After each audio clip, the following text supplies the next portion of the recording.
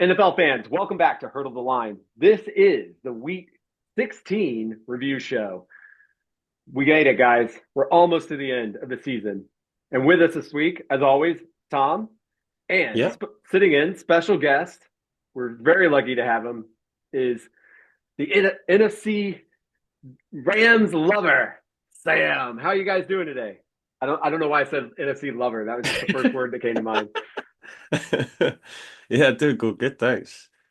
Yeah, good as well. Yeah, happy after that, after yesterday. So Sam also coming off a two football team win weekend with his Texas Longhorns taking care of business this weekend on Saturday. Um, Guys, I got to be honest with you, and I'm not stealing this from another podcast I listen to, but I agree with this. Is like I am just footballed out. Like I just need. I'm not ready for Christmas Day games. I got to be honest with you, but I am footballed out after this weekend. Yeah, there's been a lot. It's been a lot. It's been a lot. yeah, It I, just I'm not looking forward to the Chris. To be honest, I'm not going to be watching the Christmas Day games. I'll be honest. I'll be busy doing other things. I think busy watching the well, Gavin looking. and Stacey special. That's what I'll be doing. Oh What no, you're gonna watch the what? The Gavin and Stacey Gavin and special. Stacey It's on at like special. 9 Yeah, o'clock. So. What is it's what? Gavin and How Stacey? many years is it after the? Oh, I don't know. It's been 3 years since they did the last one, but it's Yeah, probably yeah, been since go finished probably about 6, 7 years, maybe yeah, 8. exactly. That's it. What's Gavin and Stacey, guys? It's It's a basically like British sitcom. yeah, Okay. it's to be honest, it's not like laugh out loud funny. It's very much just like you can imagine yourself being part of this family, and it's just a very normal thing that happens in a lot of British families, and that it's just that element of you know just normalism within a comedy. Right. Got it. So it's like comfort food comedy for British people. Yeah, everyone has a Pam, put it like that. Got it. Everybody has a what? A Pam. So there's a woman in it called Pam, and everyone that's Pam. like at least an aunt or a mom or something is Pam. Who Pamela? Yeah, yeah. Wow. Well, I can tell you this: in America, everybody's aunt, uncle, who knows what, will be trying to figure out how to work around to watch these games. I'm Hmm. not saying I don't think the NFL did it. I think they've done it dirty this year, honestly. Saturday games, they're really pushing it with this holiday stuff. But luckily for us, I do believe the games are on a little later, so I will. I've already made it known with the in-laws and everybody over that there will be NFL going on later in the evening. So we'll see how that goes. Anyway, I have a computer, so I can just come down here and watch it if I have to. So, well, after Week 15 being kind of disappointing, Week Yeah. 16 roars in and was awesome. A lot of great games, and maybe a candidate for Game of the Year, which we're going to start with first. A lot of playoff implications, a lot of things, guys, to get into. We're going to try to hit as much of it as we can, but we cannot start Week 16 without talking about the you know, in hindsight, a little bit later, this game wasn't the most. It was amazing because of the ending and sort of all the drama with it. But there was a lot of kind of sloppy play in this game that we're kind of. It wasn't like that game, that what was it, the Rams Chiefs game, where it was just like slug for slug. Like this was more of a lot of kind of turnovers, a lot of weird football stuff happening, but still a really entertaining game. Of course, we're talking about the Washington Commanders defeating um, the what like they'd won 9 in a row. Ten in The a row, I Eagles, think. 10 in ten a in a row. row, yeah, 10 in a row, like they did last year. So Eagles, it was a 36-33 final. Um, uh, Tom, you got to watch this. I watched it. Sam, did you watch it in real time? Yeah, I caught some of it. I was watching mainly Red Zone, so I sort of was flipping in and out of the game. But I did at one point now because the Rams were on. I was more sort of focused on that game, but kept an eye on it for sure. Right, right. Tom, tell us about what you thought. Yeah, so it was a game where the Eagles started out, really hot. Jalen Hurts was playing really well in the first quarter. Saquon Barkley, it looked like the sort of day where he could run for, 300 yards or something like that, like almost single-handedly like get to 2,000 yards in that way. But then once Jalen Hurts went out, he had a concussion. He went out with concussion protocol and then didn't come back in the game. The game kind of it changed from that point onwards because Yeah. as I said, the Eagles were up 21-7. They were up by 10, 15 points in multiple times in this game. But the Commanders, just hung around and as the game went on, they got more and more into it. I mean, the fact that the Eagles had I think they had five fumbles in this game and fell on every single one of them, which is crazy. And then the Commanders had five turnovers in this game. And came out on top, which just shows how, as you said, there was sloppy play, but it was exciting at the same time. Like it looked like the Eagles were going to go and win it towards the end of the game. But I thought they had it wrapped up. yeah, I know that's it. And then there was a crucial drop by Devontae Smith, who more or less could have iced it. He doesn't get that. The Commanders get the ball back. They get a touchdown. Then the Eagles score another touchdown. Then it's final seconds of the game, and I mean, what a performance from Jaden Daniels though. He had two Jeez. picks, yeah, like one of them not a good one. But he had five touchdowns and the fifth touchdown to, I believe it was Jamison Crowder, and it was his second of the day.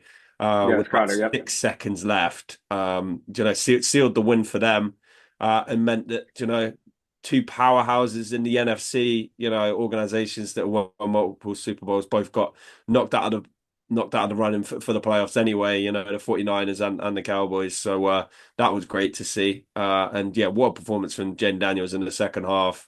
Kenny Pickett couldn't really, he did all he could, but he's not Jalen Hurts. So and Saquon didn't do too much in the second half. So it was a tale of two halves, or a tale of one amazing quarter from the Eagles, and then the Commanders kind of sticking with them. And every game that they seem to play, these two teams, it always comes down to the wire. So yeah, really, really awesome game. Yeah, Barkley put up 109 yards in the first half, and then only had 41 yards in the second half. Just a quick reminder: Barkley only needs 268 more yards to break Eric Dickerson's single season record of 2,105 yards over the next two games. It's not unheardable, or it's not undoable, but it's still No, a lot to ask. But yeah, but this was the Jaden Daniels game, and I think this game, five touchdowns, 258 yards, and then that play with 6 seconds left to win the game, and also just getting them down the field, but then to win the game with 6 seconds left, man, it was just pandemonium. And I think he's definitely going to have locked up rookie of the year at this point. I mean that's it exactly. I mean that wasn't even his best Offensively. throw of the day. Like, I mean his best throw of the day was the one that Terry McLaurin caught. I mean it was the absolute perfect throw, like over the top. And then Terry McLaurin coming down with he's so good at tracking the ball, he catches it and runs into the end zone, and that's one of the scores that put them up. But yeah, I mean absolute all credit to Jaden Daniels. A few weeks ago we were talking about whether Bo Nix could potentially be rookie of the year and stuff. But I think he's put that to bed with this sort of performance, and they've got a great chance to make the playoffs now. Yeah, it was really annoying as a Falcons fan because we were really rooting for the Eagles to win that game, and of course they lose in fashion. It was a fun game though. I definitely had my eye on it the whole time going on. Anything else on this one? We so basically the way it works right now is the Eagles are still they this had a potential for them, but them losing a game helps Detroit, who now still has the first seed at 13-2. So, and the Eagles have the second seed at 12-3 and are the division leaders in the NFC East. Washington now will sit as a wild card team at 7, depending on the outcome of their next two games. If the Eagles lost again, I think, and if the Commanders win their next two games, they could take the division. Then they would flop at some point. But I think right now, the Eagles would need to lose to both the Cowboys and the Giants for the Commanders to then take the NFC East. But again, I don't know how it would be one of those where it'd come down to more than just because they both have the same division. No, actually, I think no, the Commanders would then take it because they likely have the division wins if they won out. So Yeah. yeah, so it would the Commanders basically need to win out and hope the Eagles lose both of those games, but I can't see that happening realistically.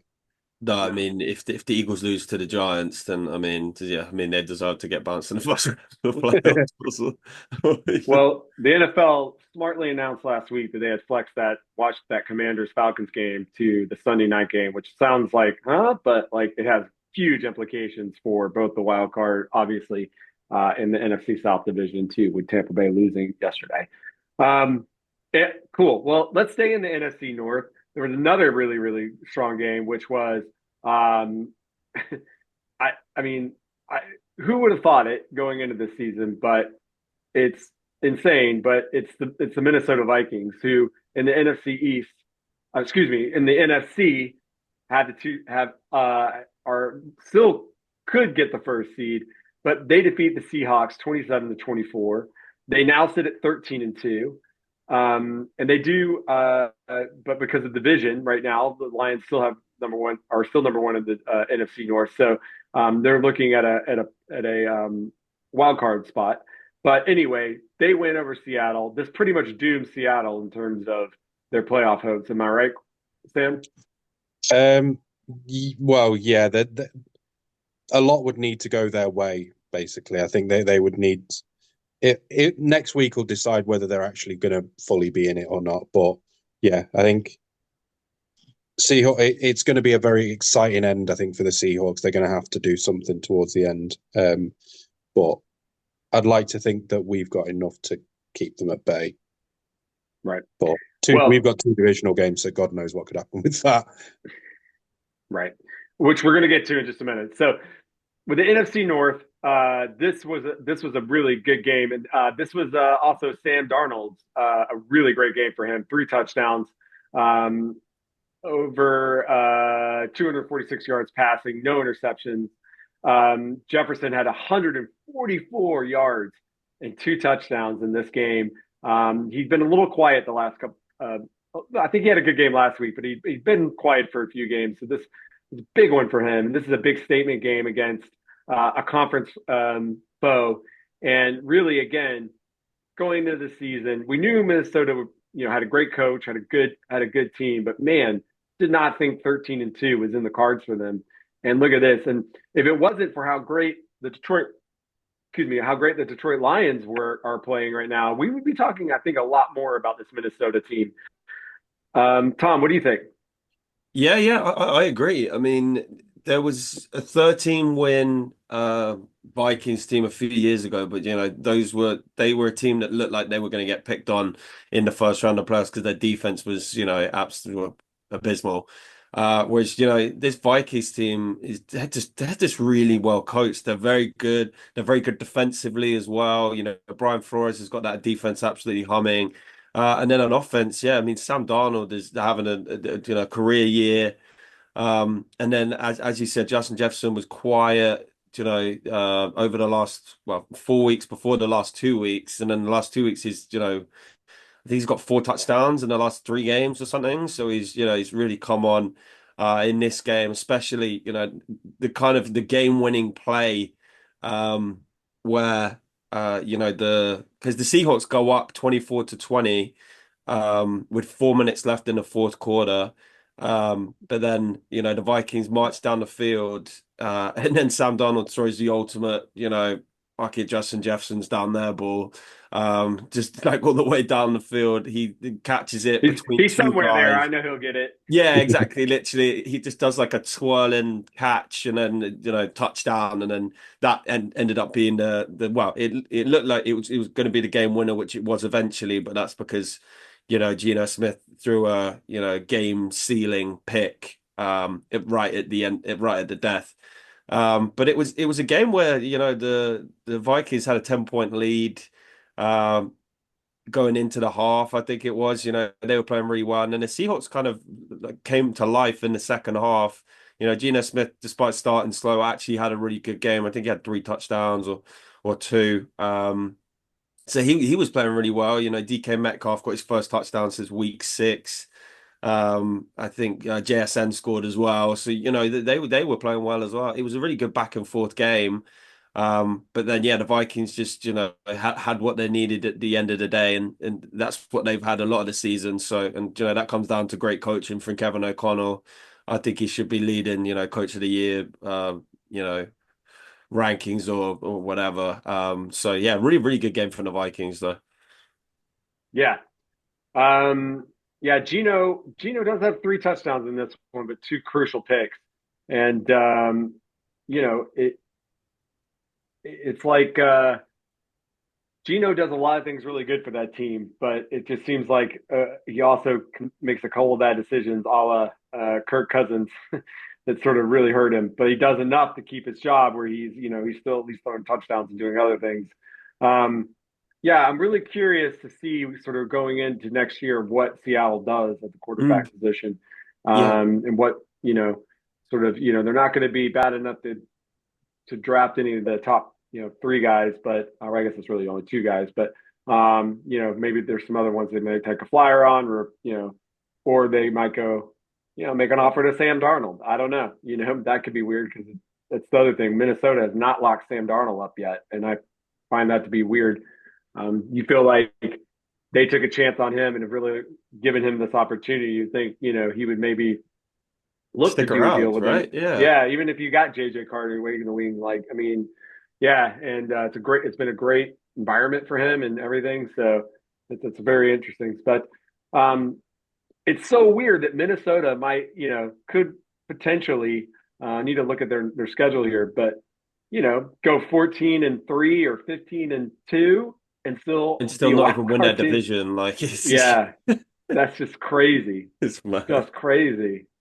I mean, Um, their next game is, if I'm right in saying, is against the Packers. They've got Packers and Lions, the 2 very Mm. difficult games coming up. Um, yeah, I mean, even if they beat the Packers, it and I think the Lions have got a fairly easy game as well, the Niners. So again, you would expect them to beat the Niners with how um, off the Niners have been this year. Essentially, you could have 2 teams slugging it out Week in the 18 for the final week, division. which is Yeah, that would be we don't crazy. often get that as well, which I think is Mm. quite good. We usually you get to week 18 and second, third stringers are coming out and playing. So you could end up seeing two offenses and 2 defenses at their max fighting it out for that I suppose technically for what could be the number 1 seed as well Mm. as the division as well. So Yeah. yep. yeah, interesting Uh, game. I will say, I think for the most part, the NFL, while I don't love the Christmas games, I do think the NFL did a great job with the scheduling this year in terms of like how they did divisions. They sort of knew some of these divisions, the bad ones are going to be bad, and we're going to get AFC North Division games, we're going to get NFC West Division games, we're going to get the same with in the NFC North. Now, yeah, so there's a lot of fun football to be had these last 2 weeks. So.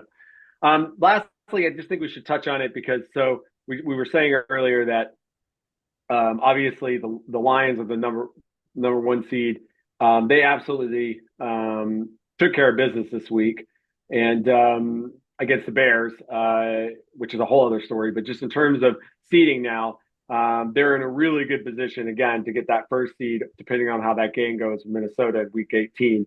But they defeat the Chicago Bears in Chicago, 34-17. Jared Goff has no problem playing, and it wasn't like snowy weather or anything, but it was cold. 3 touchdowns, 336 yards. He has a great day. And these guys just keep rolling despite a lot of injuries on defense. And I don't know if you guys got to hear clips from Dan Campbell's. I don't know what it was. And Fletch was here asking him. It was like the presser or something where he just basically is like, I don't care how we win. We're built to win. However, blah blah blah. If we win by, if we get 50 yards on offense and win the game, I'm happy. If we get, no sacks and win the game, I'm happy. Something like that. I'm paraphrasing here. And I loved it. I thought it was just such a great attitude. Not making excuses for injuries. Just saying, look, we're built to win. However, whenever, wherever. And man, I want that guy as my coach. But anyway, um, it just also shows, the Caleb had sort of day. The Bears look pretty happy with us. I think they're just packing it in for next year and restarting again. Any Well, thoughts on this they only one? really got going when the Lions were up, what, 20 points? So it was It was a lot of garbage, Caleb Williams. I just loved that the Lions had the audacity to, Oh they'd yeah, figured out That's that, great. Ben Johnson had seen what the Bears had done when they played the Packers and the Packers fumbled and then they picked up a lot of yardage and they saw how the Bears played defense on that play and then Ben Johnson was like, okay, we're going to come up with a similar play where it looks like Jared Goff is fumbling the ball, and then Jameer Gibbs tripping. absolutely fakes it as well, brilliant, and then throws a touchdown to Sam Laporta. Like at this point, they're just having fun. They're having fun, right? They're It's just it's it's honestly like I think in terms of up and coming coaches, Ben Johnson might be one of the most fun and exciting one coming out. I think he's shown this year that he is ready to be a head coach. I think, and I know that there's obviously rumors of where he's going to potentially go. Um, I think the Bears and the I think the Saints. Bears want him. Yeah, I think. Yeah, I mean, it's. I think I was talking to Fletch about this, and he was saying that I think is it Ben Johnson's basically come out and said he's not. He'll only leave if the right head coach job comes along, and it was something around the franchise has to accept where it's made mistakes in the past, and that's when he'll look at considering them, which I think is really interesting in terms of he's not just I mean he's already on a shed load of money anyway. I think the Lions have paid him quite handsomely already, so Mm. yeah, he's so fun to his offense is so fun to watch, and you know going from watching Jared Goff for us and how temperamental he could be for us, and watching him now just basically just tee off and have such fun play and look like he's at home somewhere. It is nice to see, and to see him do well. To be honest, even if it wasn't with us, but you know we've got our own. Well, yeah. I mean, you guys can't. I can imagine not liking Jared Goff, even if you're a Rams fan. I mean, I think in Detroit though, he sort of took on, the chip on his shoulder, even though Goff was the first overall pick in the draft. Um, he obviously has gone through a lot of adversity in terms of like, his first year being terrible, then obviously losing that Super Bowl, sort of being told that he's just McVay's puppet or whatever, and he's coming to be his own, and he also, I think, is the epitome of that team where it's I don't think there's some really great talent on that team, but there's just a chip on the shoulder of all those guys and their team. They work together, and there's different ways to win in this league, and that's what I think is great about it. So I was listening to this, Sam. It was somebody was saying today where that trade may go down as like one of the most even trades. Like obviously Stafford gets to go to LA, wins their Super Bowl in his first year or whatever, but like Goff is like on the precipice again of taking this franchise that hasn't won anything in years, and like hopefully returning them back to the playoffs again and doing quite well. So, yeah. Anyway, but I was just amazed because man, there's like 20 something guys on especially like half of them are on defense for Detroit, and they're just still chugging along. I mean, granted they did play the Bears, but it's still a division game, and those aren't always easy. So, Yeah, the Bears that defense is no slouch as well, right? It's, Like a giving solid. up That's a solid 34 defense. points. Like, I mean, they're a good defense. They're a pretty good defense, especially on the back end. So, right. Um, Anything else on this game? no, not for me. Oh, oh sorry guys. I will say Um, one quick thing. It was early in the first half. I mean, obviously it didn't really matter in the end, but there was a noticeable part when I think was it the Lions were on first and goal, and I think they were on like the one, well, two or three 1 yard lines and that. And Gibbs obviously tried to run it through the middle, and it's one of those where if you'd have had David Montgomery there, he would have just powered straight through, and you can see how that difference in as a style of running back, I mean, he eventually got it, but it took like 3 or 4 goes before he could get in the end zone. I just think it's interesting that you know although that they managed to cope without David Montgomery, there's so many times where you think he would have been perfect at that point, and I think that was just one of them. I just thought it was an interesting point, and I know the commentators did mention that if you'd have had Montgomery in that, you would have been in the first go. It wouldn't have been a Mm. trying to chug it in 3 or 4 times. But they have to learn to play without him now. So Well, and that being said, I mean, Jameer Gibbs, he took a lot of workload and he seemed to do pretty well with it, like in terms of yards and stuff. Like usually, with his sort of skill set, he's an explosive player. Like the less snaps you give him, the more explosive he's going to be. But he seemed to have a pretty good day, even with the multiple carries and stuff. With obviously with the absence of Montgomery, so that was good to see for the Lions, I guess. yeah, 23 attempts for 109 yards, and then was it 45 yards in catching with four Stephen, yeah. receptions. So Receiving, yeah. again, he's doing well. He's moving the ball, and I think he's stepped up. Well, he's been stepping up all year, but he's stepped up without Montgomery being there and being able to sort of be reliable to be the single back, I suppose, with a little bit of help from Reynolds and Jefferson. Yeah, yeah. Is it Jason Williams? Is it Jameson.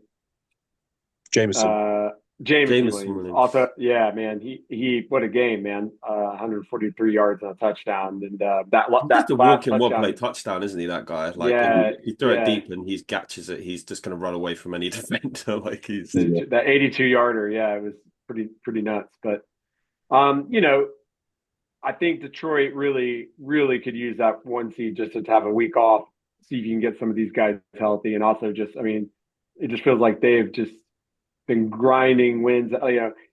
Tom, your team, I know your team has had like all these little low scoring games, and like the Lions have been beating people, but man, they've been suffering for it. Like, I don't know. It's just like a different mentality. But um, let's go over. Let's hit. Why don't we hit Sam? Let's hit your game. The Rams defeat the Jets in MetLife Stadium, 19-9.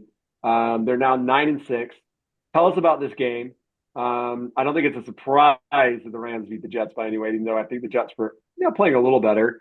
But it's more about this team. I don't think every year now it seems there's 2 years in a row where people they weren't expecting the Rams to be bad, but I think what was their over under and win 7 something maybe at the beginning of the season.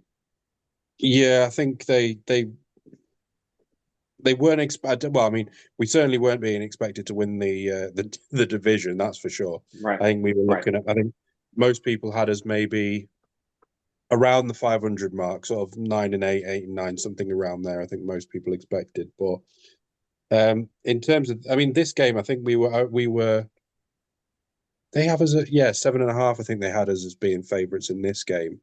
Um, this honestly was such a, I don't know, a weird game in the sense that we weren't on offense very long. The Jets, I think the first drive was about 8 minutes long, and then there was the first drive in the second half, which was about 10 minutes long. I think in the end it was. We just couldn't seem to sustain any offense, which was getting a bit frustrating. I know that they obviously got the touchdown, missed the field goal, and we replied with a touchdown, missed the field goal, and then it was just sort of just a very odd sort of like game where just neither team sort of was really going for it. And then, but every now and then you'd have the Jets like trying to go on a fourth down. I think they attempted it like 5 times, and I think only paid off twice. I think it was. It was just a very very weird game, and I just think we obviously just managed the situation, just sort of put ourselves in a position where we knew we could win. And it was nice to see Higbee get that touchdown at the end as well, given all the sort of injury problems he's had going through this season. So yeah, it wasn't the nicest of games to watch. I don't think if it wasn't put like this, if it wasn't the Rams, I would not have watched this game because it was truly that particularly good game. But yeah, good to see us get the win. I was worried at one point because we just weren't getting anywhere on offense. We weren't getting any time on offense. I think was the big thing. And there's still a lot. I'm still sus about our secondary. Although we sort of, think we managed to get. Did we get a takeaway in the first? I don't know if we got an interception or not. I don't think you got an interception because I No. was looking at Rogers' stats over the Yeah, last like 8 weeks. Stafford threw Oh, one. he fumbled it. He He threw. fumbled it, didn't he? There was the big fumble where um, Fisk folded him like a launcher. But yeah, there was definitely the secondary is. I mean, I've said this all year. The secondary is like 1 minute we're giving up 20, 25, 30 yard chunk plays, and then we're getting interceptions and holding them like, holding them to and getting the turnover in like the 5 yard line. It's just a very weird defense. I mean, our D line's amazing, but that secondary is so bad. I think it just needs fixing, and we need some pieces on that secondary. But yeah, good to get the win, and nice to see that our win, and I think the Commanders win knocked out the Niners before they even started the game. So that was a nice little added touch. But yeah, Weirdly enough, I think the Jets now are the only team to not punt an entire game and only score 9 points. Wow. If I'm reading this correctly. So that's very weird. The Jets, like the Falcons, like doing really weird losery stuff that you find out about later. All right. Well, so you're first in division now, which also helps because you had one of your other division teams lose in overtime yesterday to what we thought was going to be one of the worst teams, surprisingly, which is the Arizona Cardinals losing overtime to the pesky Carolina Panthers. Cardinals are now sitting at 7-8. I believe they were eliminated yesterday. They got eliminated. Correct. Yeah, they got eliminated with because and the they Panthers played. Yeah, Yeah, I think because we've got the division. No, the Seahawks have the division over them. So even if Right. we lose both of our games and the Seahawks win that, and see yeah, if they did a clean You have the sweep. The tiebreaker. Cardinals did the yeah. Seahawks. So you got the tiebreaker. they can't get through because of the Seahawks or because of us. Hopefully. This is quite a back and forth game. The Cardinals come back in the fourth quarter to tie the game to go into overtime. I believe they got the ball first in overtime, if I'm not mistaken. They did. Yeah. And I forgot what happened there. They just couldn't move it. They had to punt. Yeah, they had to punt. Yeah. And then the penalty. Yeah, exactly. Then the Panthers get the ball. And then they're like, we're just going to run at the teeth of this Cardinals defense, which, when you got Chuba Hubbard and it's overtime and you got tired defenders out there, only two things are going to happen. And, he had one run of 20 yards or so. And then the second run was the one to the end zone to finish the game. So it was a 28-yarder and then a 21-yarder to finish the game. There's two plays. So, yeah. And this Panthers team is had a lot of fight in them the last few weeks. Bryce Young is one of the has been playing. We've mentioned him in the past, he's been playing well, but he's actually been one of the better quarterbacks the last 2 weeks, just in terms of making mistakes, being competent, and making good plays. And he's not setting the world on fire by any means, but he's playing really well. And it's crazy because at the beginning of this, when he got benched earlier, we might have thought his career was done. He made some great throws in this game. He made one to David Moore where he got absolutely lit up on the play as well. He seems to be having fun. He got lit up. He then completed it to David Moore. He then gets up and he's smiling. That's the sort of Bryce Young you want to see. But yeah, it was a good back and forth. That rushing touchdown was really good as well. That's the strength to get himself in the end zone. Because it did look at one point where I think he was going to get clattered on the 1 yard line, but managed to keep himself in, which was good. I think he's starting to show probably what a lot of people expected him to do at the start of last year, and I think he's starting to put it. I think now he's been able to, I suppose, give a chance to develop. I think probably we've gone on other podcasts in the past where we talked about how QBs need time to learn the NFL and to get used to the climate and that. And I think Bryce Young's starting to do that. And I think, he's starting to show. I mean, he's still not perfect. He still makes mistakes, but I think if you're a future Panthers head coach, you're looking at him thinking, yeah, he'll do. He does. He took 3 sacks today, and that's something he's got to cut down on. But yeah, his decision making is sound. And or can get better, and and it looks like you can build around him. It doesn't look like it's a complete bust, as you say, Sam. Yeah, We're gonna quickly hit. Go ahead, Tom. Sorry. I was just gonna say one more thing that the game kind of flipped. It looked like the Cardinals were gonna go and take control of the game because behind James Conner, who had a really good first half. But then he goes out in the third quarter. Him and Jonah Williams get injured on back-to-back plays. And then from Oh then on, yeah, it was an uphill battle from because Mm. as much as you put it in Kyler Murray's hands, like James Conner's been absolutely so good for them, and for him to go out was yeah. massive. No, I I didn't forgot. I see was much of, was is Trey Benson out at the moment? Because I don't remember seeing much of him when Connor went out. No, was it It was Michael Carter was in Michael there, but Carter, wasn't it? I think he came in. but Yeah, so is was Thingy out injured then, Benson? Because he didn't play at all by the looks of it. But I didn't see him, and I just thought it was a bit bizarre that he's been playing well. Yeah, he was out with an ankle injury, but because that was again that's another thing is because they had to rely on Michael Carter as your running back. mm, It's not the same as having James Conner and then Trey no, Benson behind because again Benson's been good when he's come in. So to lose that, I think was a big losing Conner was the turning point. I think if he'd have definitely. stayed in, they probably would have got another two touchdowns the way he was playing. yeah. James Conner looks like he's going to miss the last two games of the season. He's out, which is yeah, he was having a monster year, so that's disappointing for him.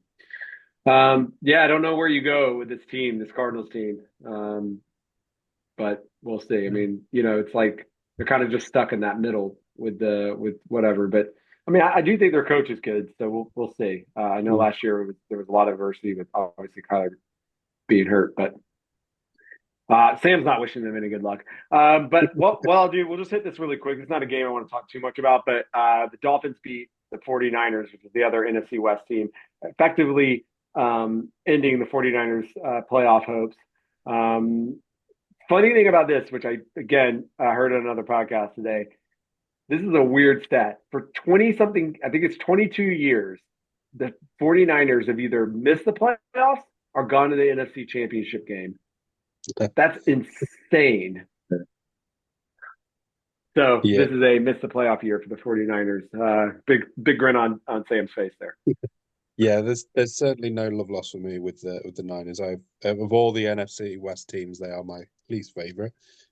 Um, I think it's. I mean, I don't like Dre Greenlaw, but I think he went out injured in the first quarter of this game, and it makes a massive difference losing a guy like him. I think the problem as well is that for most of the season they've had Devondre Campbell and obviously all the issues with him last week. Not having him as a backup, at least for when Dre Greenlaw's out, they had to rely on. I'm not sure what his name was, but he wasn't recognisable. I think was it Flanagan Fowles or something like that they were relying on, Something like that. Yeah. and I think he's obviously he isn't Dre Greenlaw, and I think it just it just shows how badly they've been hampered on injuries, offense and defense. I don't think the likes of Bosa and that have been 100%. They've not been able to play the way that they normally do. It's just been a bad year for them, and I think I do think that there's probably a lot there's a lot that's going to have to change there now. I think because of the fact that they are, Trent Williams. I think either has just got paid or is due to get paid another amount. I think did he just get paid or he's gonna have to be paid? And there's obviously talk that um, they're going to have to pay Brock Purdy potentially this year with Mm. the threat of him potentially walking next year because I know they can't take the fifth year on him, can they? No, because So he wasn't. He was a Not as a seventh seventh round pick. rounder. No. No, yeah, no.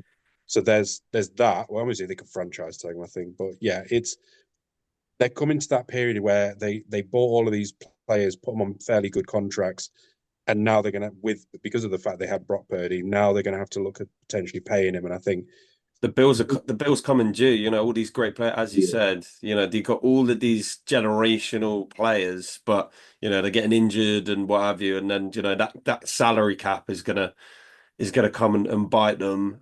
So yeah, we'll have to see. There's going to be a load of players that are going to leave the Niners in the off season, like really good players as well. I mean, Deebo Samuel's had a pretty terrible year, but he had a really good game this time. But I mean, that might not save him, you know. So it's a They lost year for paid, the 49ers. yeah, they paid Ayuk this year, and then he went out pretty much got injured the very next game. So, yeah, I they were in very much win now. This was their win now season, I think, for me, and I think that they are now maybe have one more season, but I think it's you're looking at decline or reshape. I think for them now, especially when you've got the likes of the Seahawks and the Cardinals, and so to a certain degree the Rams having a lot more younger pieces that are seem to be now gelling. You may maybe start to see the turn, but yeah, it's I have no issue with seeing them poor, to be honest. Well, I mean, I think this is more typical to what the normal, you know, they had a, I mean, not a dynasty obviously, but they had this really strong team that got to the Super Bowl twice, and this is what happens. The Super Bowl typical hangover, team, man. yeah, well, not even a Super Bowl hangover. This is what happened. Like, I mean, yeah, I guess that is the right term, but yeah, it's just hard to keep these teams together. And then I mean, come on, man, the injury plague for them. They were what Yeah, on their sixth round, their sixth running back or whatever. It's just all of it's just bad.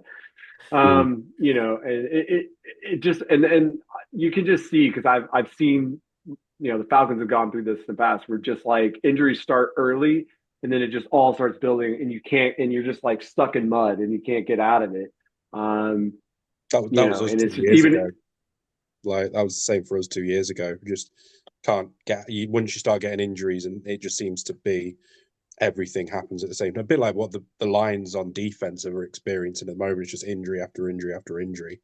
They're just, yeah. I think they're fairly fortunate that it's not happening on the offensive side at the moment too much. The 2018 Falcons, same way. Like that team should have had a lot of promise, and it just like we lost three of our best defensive players, and then everything just fell apart, and that was it. That was that season. Anyway, just thought I would touch on that. So both the Cardinals and the 49ers are now eliminated. Let's let's go over to the AFC for a little bit. We should hit on there's obviously because of the Christmas Day games, we got a preview of those games on Saturday. Starting with the Chiefs. Tom, do you want to talk about your game? Yeah, sure. It was Chiefs probably Texans. it was probably the best game the Chiefs have put together all season. Offense, defense, special teams. I mean, the fact that Mahomes, injures the ankle last week and then on the first drive runs 15 yards into the end zone. I'm just like, I mean, it just yeah, it just says a lot about Patrick Mahomes. It was good to get Hollywood Brown back in this game. He had 5 catches, 45 yards, his first game back all season after separating his shoulder. But yeah, it was a really good back and forth game. The Chiefs went up. Well, no, the what do you call it? The Texans went up. Then the Chiefs came back. And then the most significant moment in the game was awful injury for Tank Dell. Beautiful throw from CJ Stroud. Looks like the Texans are going to tie it up at 17. But as he catches the ball, he hits into his own player. And yeah, I mean, he dislocates his kneecap. It's just so ACL. horrible because a similar thing happened to him last year where yeah he's in on a play where he shouldn't be on really anyway. And then he breaks his leg. So yeah, really unfortunate for Tank Dell, who was having a really good game as well. I think he had 6 receptions for 98 yards and that touchdown before he went out. So yeah, prayers up for Tank Dell. But then from that proceeding, from the extra point, the Texans miss it, and then that's as close as they came. The Chiefs go and they get another touchdown, and then they just run out the clock in this game, so it ended up being an 8 point game. But it was that was really unfortunate. But other than that, it was a really good game. CJ Stroud had a good game. He had 2 touchdowns, also had 2 picks. Trent McDuffie had his second pick in 2 weeks, as did Jaden Hicks. Um, and yeah, I mean the main reason the Texans hung around in this game as well because they kept converting third and longs, so that was really impressive from them. But yeah, really impressed with the way the Chiefs played in this game. Other than a few injuries here and there, which Chris Jones got injured, which is never good. One of the best D tackles in the league. So, but yeah, no, 14-1, and just got to win next week or on Christmas against the Steelers and secure that #1 seed. So There you go. Yeah, so we had two Saturday games. Obviously, Texans Chiefs we just went over. That Tank Dell injury, man, it's just horrible. And seeing CJ Stroud react to it, it just felt like it took the emotional wind out of that team. Understandably, I haven't seen. It felt like something that's happened in college. You've seen players cry. That I'm not criticizing at all. I'm just saying I've never seen that really in the NFL like that. Apparently, I found out CJ and him are best friends too. So yeah, that's really rough. But yeah, this was a really good win for the Chiefs. So the other game, so just for those of you who don't know, so the Texans Chiefs were the first game. The second game is the Steelers Ravens, which we'll get into in just a second. And then these teams will swap and play the other team next week on Christmas Day. So the team played on Saturday so that they get the extra day of rest. But in total, all these teams will have played 3 games in 11 days, which is just brutal, especially at the end of the season, which is why I think these Christmas Day games are a little silly. Anyway, so Ravens Steelers wasn't much of a contest, just to be really honest with you. I think like the beginning of the game, it was like a little back and forth if I remember correctly, but then starting the third half, it was just all Ravens, and yeah, Russell Wilson had a terrible day. He threw a really bad interception. I thought he had 2 interceptions, to be honest with you, but I think he had a fumble maybe. he did. Yeah, He one fumbled. The fumble. Yeah, fumble was so bad as well. It was on. He was running in for a touchdown. He fumbled it basically like on the goal line, with the Ravens recovering it. So, that was it's a 7 point swing. And then, as you said, the Ravens looked like they dominated. They weren't, they did, they dominated towards the end. But it was a 24-17 game at one point, but then, as soon as Russell Wilson, 24-17 in the third. Yeah, yeah, he and then throws that pick to Marlon Humphrey, returns it for a touchdown, and then that's just kind of ball game, really. Yeah, yeah, I mean, Lamar Jackson, a fairly standard day for him. It was only just over 200 yards, throwing for 3 touchdowns or 1 interception. yeah. Only 22 yards on the ground, which isn't like him. But I mean, Derrick Derrick Henry Henry, had a good he game had though, a didn't solid he? day, didn't he? Yeah, he was 162 yards, but again, no touchdowns for him. So I suppose that was where the flip was. It was just he had all the yardage, but none of the touchdowns, and Lamar Jackson was just throwing for fun at points in the game. I think against Zay Flowers, 100 yards, no touchdowns, but then you've got obviously Andrews, Likely, and Bateman all got touchdowns. So yeah, it felt very routine for the Ravens this game. I think bar the Steelers seemed to shoot themselves in the foot. It was just business as usual for them really. Yeah. And interesting enough, I felt like we had after last week, Josh Allen's amazing performance had kind of locked up the MVP. But Lamar was going to have 2 primetime games now to showcase, and I think their last game too of this season is also a primetime game somewhere. And if you look at the statistics, he's leading in a lot of these categories. Though I think Josh Allen, I mean, I think they both mean a lot to their teams, but it'll be interesting what the narrative is here. Also, Lamar getting a third MVP is just such rarefied air in terms of the NFL. Anyway, but that'll be interesting to sort of watch that. I think it's basically down to those 2 guys. In terms of this was also really important because the Ravens beating the Steelers means they have the tiebreaker over them in terms of seat of the division. I believe I think they split games, but if the Ravens went out, then they would win the division over the Steelers, which Okay. I think Yeah. that's correct. I think that's correct. I think the Steelers beat them earlier in the They season. did. They beat them like Yeah, 18, yeah, 16 or something stupid like that. yeah. Yeah. That's what they beat the Falcons, actually. So I think if both teams win out, um, yeah, they would both be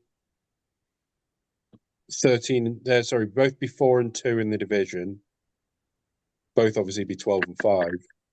But I But both think, have a win against each other as well. yeah, but I think the Ravens are. They have the strength of schedule. What's their record against the AFC? Because surely that determines it, right? Isn't it? Against their own conference, the Ravens are 6-4. The Steelers are 7-3. So they would, if in that case, the Steelers would have the number The one Steelers would if take they it. went out. Yeah. Yeah, I But just looked Yeah, at it. That mm, yeah, that is correct. they feel like a team going in the wrong direction, though, don't they? Two losses in a row. Like it feels like they had all that momentum a few weeks ago. But it feels like even if they do win the division, that that they look like they're posed for a first round exit, in my opinion. But yeah. Yeah. Mike Tomlin's too far away from that 0.500. He needs to get a little bit closer to it. That's all he's thinking about right now. Yeah. I'm trying to see what game we should go to next. I guess we should just hit this because it's an AFC North game. So yesterday the Bengals absolutely destroyed Ollie's Browns, 24-6. I have in one of my fantasy leagues, I have both Burrow and Chase, and it took them a while, but then Chase finally came to life in the end of the game. Finally got me a touchdown. Um, Joe Burrow threw one of the most crazy touchdowns you'll ever see that was in that insane. first touchdown. The thing is Oh, where he's like vertical He's throwing basically on the it. floor by the time he throws it, isn't he? It's ridiculous. Yeah, you have to. I don't It understand almost how he looks like did he's going it. to shovel past I it. still don't No, understand how but he was not on the floor when yeah, it's just insane.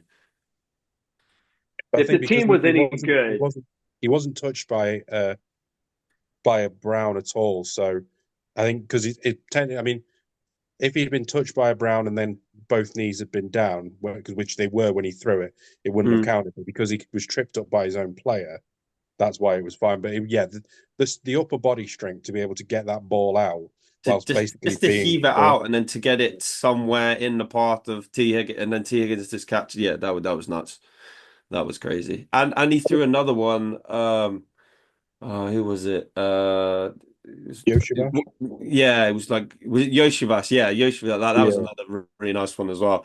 Like if he actually had a like somewhat competent, even if it was like a lower level defense, then they would be in the playoffs. But the defense has just been that bad that they just haven't been able to defense has been overcome. awful. Like it's such a shame because even me as a Chiefs fan, the Chiefs Bengals rivalry or whatever, like. I want to see the Bengals. I don't want to see the Houston Texans in the playoffs. I want to see the Bengals in the play. The Texans I are would a too. team that they're just going to get picked off, and the Bengals are just such a good team to watch. Like I don't want their season to end. So hopefully results go their way and they do make it in. I But think you'll as have well, to see. Burrow's leading the league in most of the most of the passing stats. All I mean, and obviously you mentioned about Josh Allen and Lamar. I honestly think if it wasn't for their record, Burrow would be in that conversation. I think the problem is Absolutely. Yeah, it's 100%. just a Yeah, shame that his defense I have have a basically set. let him down in a way. But I would still put him I in have the a stat. conversation. yeah. Sam, I have a stat for you. Burrow is the first player in league history to post 7 straight games of 250 yards and 3 TDs in the air. The Yeah, first history of the league. That's yeah. crazy. That's amazing. That's And amazing. he's not Uh, and he's probably what third or fourth for the MVP. So he's got yeah. 39 touchdowns and 8 picks. It's just insane. It just sucks because I mean, but it is true. You have to have a winning team. I don't know. We'll see. We'll They see how may it goes. finish I with mean, it. if he could sneak this team into the playoff in some weird, because like I'm like you, I'd rather not see the Broncos in the playoffs. To be honest with you. Yeah, I mean, yeah, and no disrespect to the Broncos. I mean, they've been a really solid team, I but agree. it just feels like their ceiling is kind of what they are right now. Yeah, Whereas if you get Joe Burrow in the playoffs, dude, that dude could beat anybody. Yeah. literally. I almost feel like they could put him on defense. Maybe he might make some plays. I don't know. Literally. He's a tough sucker, but like I just from an entertainment standpoint, and I said this at the beginning of the year because Jamar Chase is my favorite wide receiver in the NFL, not named Drake London, and I think he's the best wide receiver in the NFL. I think he's proving that this year. No disrespect to Justin Jefferson whatsoever in that case, just preference. And I'd love to see those two in the playoffs again. So yeah. Just quickly too, we did have a Thursday night game. So we had football Thursday, Saturday, Sunday, and we'll have another game tonight on Monday. The Chargers defeat the Broncos 34-27. I honestly don't even remember this game. I did stay up and watch because I did not have any work the next day, so I stayed up and watched the first quarter. It was like, yeah, and then I was like, you know what? I'm 43 years old. I'm not staying up I till feel like this God knows game when. was just a bunch of people scoring touchdowns who weren't on people's fantasy teams from what I saw. Like Pretty it was much. Yeah, a bunch of random people. But yeah, no, Bur- as Burton Fletch points out, Bello. the fair catch. I mean, that was I think that was the first time ever as well. It was a fair catch field goal. Like that was mad. It was 1976 was the last one, Was it? and it was the Chargers who had it the last time. Oh wow. of course. Yeah, so it's Explain what happened, Tom. Yeah, well, yeah, it was I don't know. Sam, you explain it. so I think the way that it works is because it was uh, a punt, because he called it as a fair catch as it went, I suppose, as time elapsed, the team who made the fair catch can make one attempt to go for a field goal in if even though the time has elapsed. And in this case, they were, I think, was it 52 52 yards? yards, I think it Yeah, was. 52 yards field goal essentially. And he made it. And to be fair to kicker, Dicker the kicker, it was a fantastic kick from there. Especially when we talk about, how bad kickers have been this year, like on the whole, that, to do that in such a pressure point, was just a very good thing. And didn't it brought I think it brought the Chargers back to within like seven or something as well, because they were down to start this game and then they came back and won it, right? I think the Broncos were up at some point, but yeah, I don't really know much about this game, even though it's in the division, because you know. Yeah, interesting.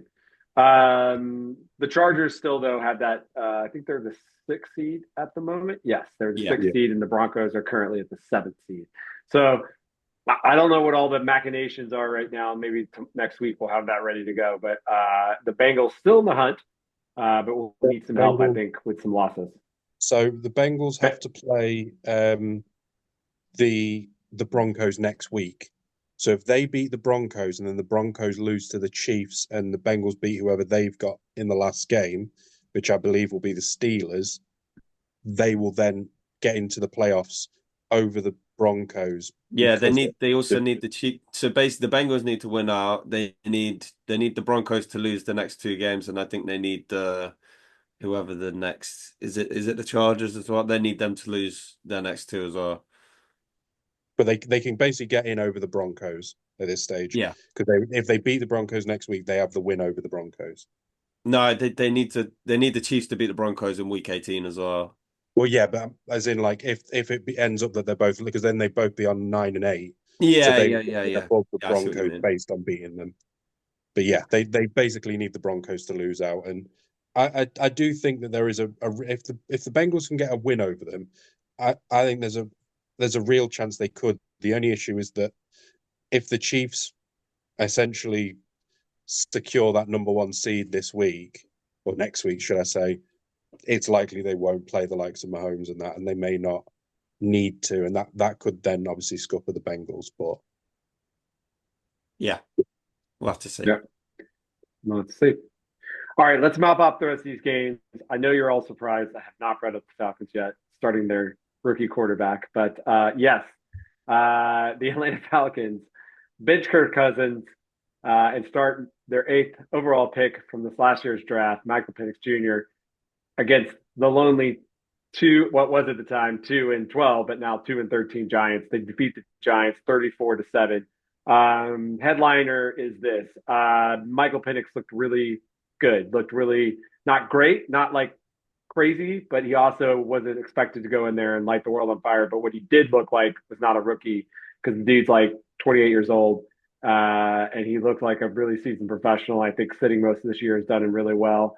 He didn't make any mistakes. In fact, one of the most impressive plays he made was he was about to get sacked on a play and lose a bunch of yards, and he was able to contort himself so he could throw the ball at the feet of another at one of I think it was Drake London, avoid the grounding call and the sack, and live to play another game. He would have had 2 touchdowns in this, but honestly, the Falcons wide receivers just were dropping balls all over the place yesterday.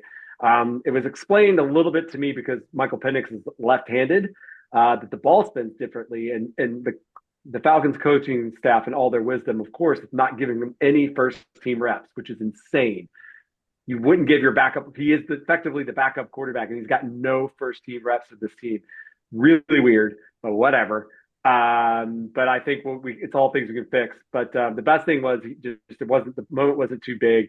He looked fine. Granted, it is the Giants, and I don't want to kick the Giants any more than everybody else has. But that interception wasn't his fault. I was going to say the only pick he had was Carl Pitts. Like, I don't know what he was doing, but I mean, we're all disgusted with Kyle Pitts. I got to tell you, what a bust.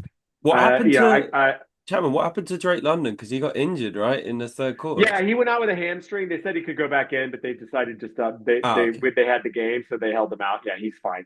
And that Kyle Pitts play was just I just don't understand it. He's now on his fourth quarterback, and it's still like, what are you doing? But what I did really want to mention, actually, the star of this team, which has been the last 3 weeks, Falcons defense is playing out of its mind. Leads the lead in sacks over the last 4 games after basically only having 9 sacks in the first 10 games. AJ Terrell should be a Pro Bowler if you pay anything attention to him. He shut down Justin Jefferson the other week. He was on Malik Neighbors. Now Malik Neighbors did get his catches and his at a certain point, but dude, he in the critical moments, AJ played great. And then Jesse Bates had a back-breaking interception to sort of flip the game after it was like, I think, 7-7 or something like that. Pick six. Drew Lock threw another one later that was tipped up in the air. Not really his fault, but then John O'Smith came down and then also scored another. It's the first time that the Falcons have had 2 pick sixes in the game since 1983. But anyway, all I'm saying is the defense. We have Raheem Morris, who's traditionally a defensive head coach. That's what he was supposed to come in and really make this team. And I really hope the identity of this team is we run the ball really hard and we play really physical, sound defense. And if that's the Falcons going forward with Raheem, I'm very happy. We've got this Washington game coming up on Sunday. It's going to be really tough. I mean, earlier in the year, I looked at that game. It's like, rookie quarterback, blah, blah, blah. But this is going to be a really tough game. So I'm glad that the defense is coming on in the time that it is, because I'm hoping that's a great game, which I will stay up for. What about Bijan as well? He had a great game, right? Bijan, yeah. I mean, I'm trying to keep it short here, Tom. Trying to keep it short on this. I tell you what, if AJ Terrell's younger brother had played like AJ at the weekend, the Clemson may have beaten us in the college playoff. But I think there was everything that I saw was just Falcons defense just absolutely bossing the game. I think it's probably good in terms of the looking going forward that you've got Penix, although he, like you say, didn't light up the world, he had a solid game. I think his 66% pass completion for 200 yards. He'll be absolutely over the moon when he gets that first throwing touchdown. I think it's good going forward, and I know that you pretty much, it's already been agreed that basically the settlement for Cousins is going to be around the $10 million mark, and obviously that'll then cut him before that mark. Is it the 17th? No, we have to cut him before March or or it'll be 100. Like he'll be due another 10. So we either have to trade him or we have to cut him before March 17th. And it looks like from the rumors are basically that Kirk's people have told the Falcons he has a no trade and they're not gonna let him trade him. So they're gonna have to eat it, which is kind of disappointing. I think from the fact that the Falcons rolled out the red carpet for Kurt. He has no one to blame but himself in this. They gave him 5 games to fix things, and he just couldn't. And everyone in the world saw that it just wasn't. He wasn't right or whatever. And I think he could have at least said, "All right, try to trade me, but I'll go somewhere." No one's going to take that contract, though. Who's going to take? Well, no. Honestly, it's only $27 million to the trading team, which I know that sounds like a lot, but really, if you think about it, I mean, the dude just was playing fine and then just dropped off. And I think maybe if he takes another off season or whatever. I think it was he just couldn't push the ball anymore. I just want to say this really quickly about Penix. What was interesting about Penix, what I say is, wasn't that he was, he wasn't dinking and dunking or whatever. Dude, he was making really hard plays. He was making really sophisticated throws. He was timing. He was going to the other. He was doing all the things you want to see someone processing. So it wasn't. And again, like I would say, he had five drops yesterday, like where he hit guys in the hand. Yeah, there's a couple that he threw a little behind, a couple guys that he probably take back. But I would just say, like, if you get to watch any of the film, like he was making like professional football throws, which was great. And he had a really nice throw that Drake London that would have been a touchdown, but the defensive player had such a great beat on the ball that it just he made a great play, and there's nothing you can do about that. Anyway, so Falcons are still alive in the playoffs. That's only because last night the Buccaneers lost to the Dallas Cowboys. How about them Cowboys? Is what we're saying in Atlanta today. That was the Sunday night game. I saw some highlights, 26-24. The game comes down to a really bad Baker Mayfield interception at the end of the game, which seals it for Dallas. Again, Well, it was more a fumble. Because he was getting sacked. He then throws it. Then Rashad White gets taken down, and then it's a really good, play by what's his name, Deron Bland, who hasn't played most of the season because of injury, but he rips it out, and then that's what ends the game. So, Baker Mayfield was trying to do something. I mean, they it looked like they were in field goal range. So, I mean, it feels like he should have just taken a sack, but I don't know if they didn't have any timeouts left or what have you. And then, yeah, fair play to the Cowboys defense, who's really stepped up of late. They'd used all of their timeouts Oh, to is that what stop it is? There we to go. stop So, the Cowboys going the other way at the time. So yeah, they ran out of that's why time. then. I think they also wasted one really early in the second half. I can't see. Yeah, let me see if I can find it. I was just saying I can't see it. So, but I think they used it fairly early. So yeah, 5:10 into the third. So it was only like 10 minutes into the third quarter that they used it. So yeah, don't know what happened there. So, but it's I suppose on the flip side, it's great for Dallas. I mean, I know that they're struggling at the moment, but I think to get a win like that yeah, is positive. It says people they're not expected to do anything now really, but I think they're out of contention for anyway. But it was just a good win for them, just to be able to build a bit of momentum going into the end of the season and looking at what they have, what they don't have. I mean, And yeah, they're playing for their head coach, and they're playing for the defensive coordinator. They could very easily just pack it in, but they're still playing hard and still playing tough, and it looks like Mike McCarthy's going to be hanging around Dallas for a while longer at least.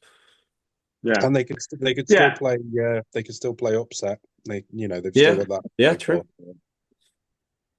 yeah, absolutely. Absolutely. The only last game I'm going to hit here that was of interest was a game that I did expect to be a good game, but Drake May had other other things going on that he wanted to make it a good game, which was the Bills. The Bills defeat the New England Patriots 24-21, but it was actually a really good game. And I would say for the first half that I watched, the New England was really taking it to the Bills and felt like the Bills couldn't do anything on offense. And Drake May looked really great, impressive, really tough kid. And that's I know New England's not going anywhere this season, but they're going to be able to build around him. On the other hand, this was kind of a duck for Josh Allen's MVP case. Still ended up with okay numbers, but a team that's 3-12, you should really handle harder. But obviously, it's a division game, and we know the history between these two teams. Anyway, we don't have to go too much into this, but any thoughts on this one? Yeah, I mean, I Yeah, was really impressed with Drake May to start the game. Like they really, as you said, they took it to the Bills. They went up 14-0. They were, just hitting them in the midfield. Obviously, I know the Bills have got, injuries on defense. But I don't think they expected the Patriots to come out like that. It took them a while to get going in this game. As you said, Josh Allen had a off day by his standards, especially the play that he's had recently. I know he was shaking out his hands, so maybe he's got an injury there.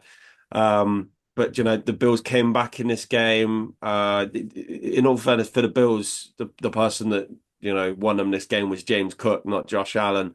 He had a really good rushing touchdown. Then he did have a receiving touchdown as well. And then it felt like the Patriots just kind of imploded as the game went on, um, culminating That in, fumble, they that tried to fumble throw a was ridiculous. lateral to Ramondre Stevenson. Right, I mean, why you're doing that, I don't know. Because I mean, the guys had fumble issues anyway, which then gets recovered by It the was weird, Bills, and wasn't then it? they Because go on and win the he like game. he threw it laterally, but he threw it behind him, which Mm, didn't help.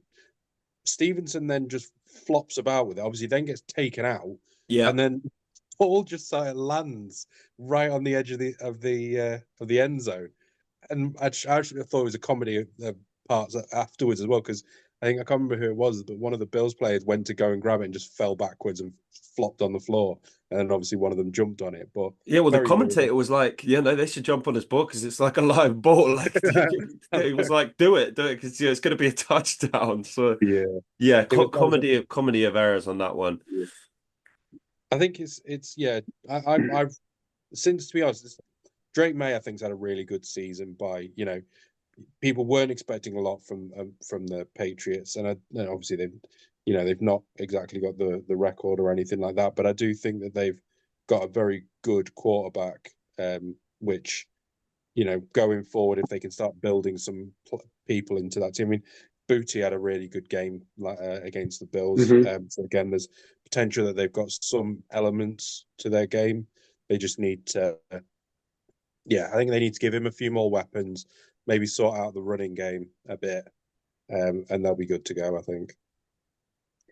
Yeah, and you said that, Sam, that they're in the best position because what's great about this is they know they got their guy at quarterback, and they didn't win enough games to where they're still going to have a nice high pick. So you get a great lineman, a great, or you trade down because you don't need the quarterback, whatever that is, because I think they still have a top 3 or 4 pick right now. It might be a little lower. Anyway, and you're in a great position to take another building piece. But you've found the information you needed this year, which was that Drake May is the guy, and that we can be the dude. So now we can build a team around him. And and I think a lot of times these quarterbacks, like I don't know. Anyway, teams that win like 6, 7 games, you end up not being able to be in that position. And I know that sounds weird, but this is I think it's a great scenario, even though it's sort of miserable, only winning 3 games for the year. But really quick, I I might also be wrong, wanted. but I think they have the Okay, number one pick as it stands. No, Giants they do. don't. Giants. It's the The Jags. Giants. Giants, No, it's the Giants, sorry, Giants. Oh, Giants. sorry, the Giants. Yeah, they're not even Because on Las this. Why are the Vegas, Giants not on yeah, this list? There they whatever. are. But Yeah. Yeah, sorry. Yeah. Yeah, so they No, have I the think number Vegas has like the 6th pick or something they have weird. the number two they pick got the now, number 2 because pick right now. Oh, yeah, they do have it. Okay, yeah. Well, The they're going to win a game and The be done. Patriots have the number two pick, but because the Raiders Okay. won, they've moved up to number three because of I think the fact that the conference games. I don't know how it works, but essentially it's between those two teams, That, like four Yeah, teams yeah, on yeah. five, 3 and dude, two. that's great because then you trade it to somebody who wants that, who wants Cam Ward. Yep. Yeah, That's what I would do. So, or Shakir, whichever quarterback goes first, I don't know because yeah, the Giants are definitely taking one of the two. So maybe anyway, that'll be a conversation for later, guys. I'm gonna hit these last. I just want to say one shout out. James Cook had a heck of a day, which I did need. I really needed Josh Allen to have a heck of a day, but James Cook had 100 on the ground with a touchdown, then also caught a touchdown yesterday. But he was the workhorse for them yesterday. Uh, Bless me. One more. Sorry, I couldn't hit the mute button. Um, all right. Apparently, Tom does want to talk about this game, which I was hoping that we just end the episode. But tell us Just, about this just, Colts well, Titans I was just crunch gonna match. say because it's a week on from where Jonathan Taylor inexplicably drops the ball. In this game, he had 3 touchdowns. He had over 216 yards, I think. And he made sure, especially on the first one, he held on to it with both hands. Even in the press conference afterwards, they said, did you have any thoughts about that? He was like, I was going to hold onto it all the way into the tunnel. So, I think he learned his lesson. It was a game where the Colts were way up, and then the Titans came back. I mean, Richardson played well, running on the ground, and he ran for a touchdown as well. So it was an exciting divisional game. But I just wanted to say it just because Jonathan Taylor obviously last week fumbled, and this week he was, he put that out of his mind and had an absolute crazy game for. He turned into 2021, Jonathan Taylor, basically. Got to say that Yeah, that 218, three touchdowns. that first touchdown by Rudolph was a brilliant throw to Ridley. Yeah, that was good. That was good. Right over him into him. I did like that. I also like the fact that I had Tajay Spears in a few leagues, a few deeper leagues, and he got me 2 touchdowns. So I was happy about that. Me too. I picked him up this week. Yes, he did. Jonathan Taylor finishes the day. Shout out to Jonathan Taylor, 218 yards, 3 touchdowns. That's pretty good. That's pretty good. Last game here, the Jacksonville Jaguars lose to the Las Vegas Raiders. 3-12, 3-12. There's nothing to talk about here. Teams are going nowhere. They're done. Playing terribly. But I suppose the only thing you can say about it is Brock Bowers has been brilliant this season, and I think there is an element he needs to at least be in the conversation for Rookie of the Year because he's been brilliant. And he's only 10 yards short of the tight end record for a season, receiving yards for a season. He's 10 yards short of Mike Ditka, I believe, right now. Oh, I thought he was close to the receptions record too. Oh, he is. I think he is as well. Yeah, I think he's right up there with the receptions record too. Yeah. So, yeah, great rookie season for Brock Bowers. Yeah.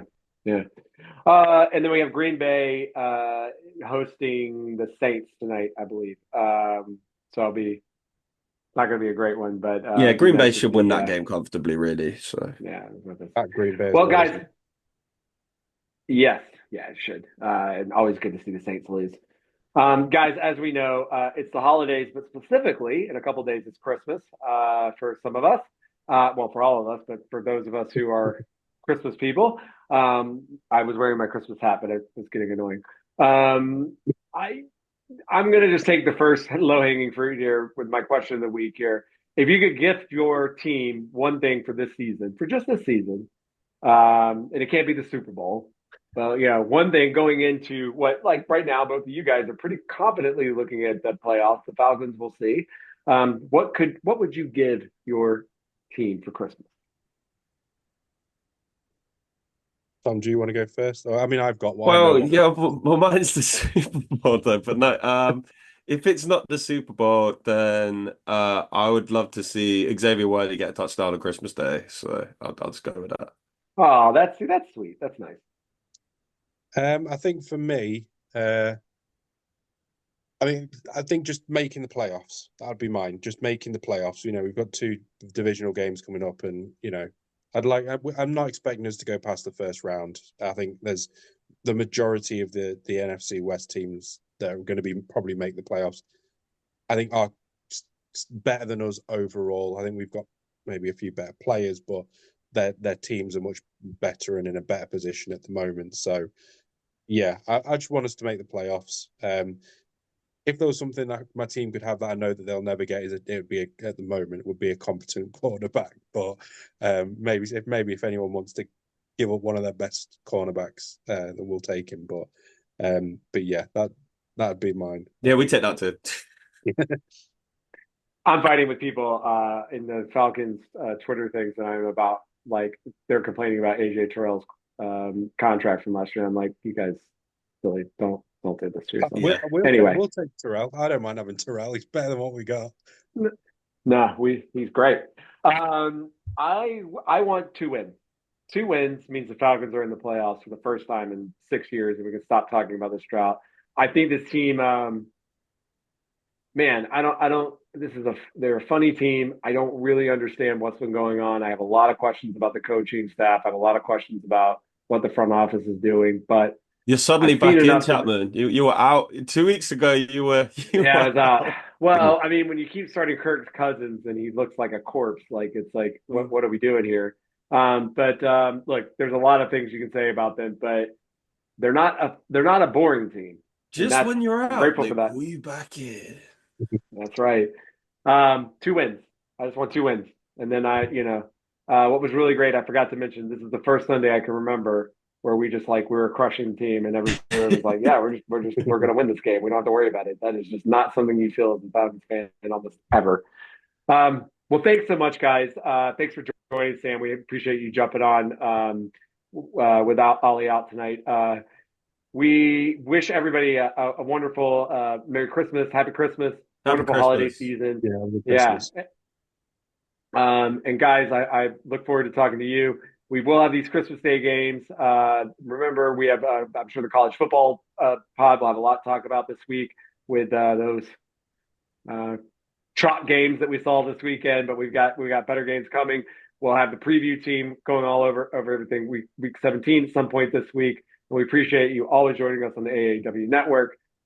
Thanks so much. Hurdle that Santa. Hurdle that Santa. There we go.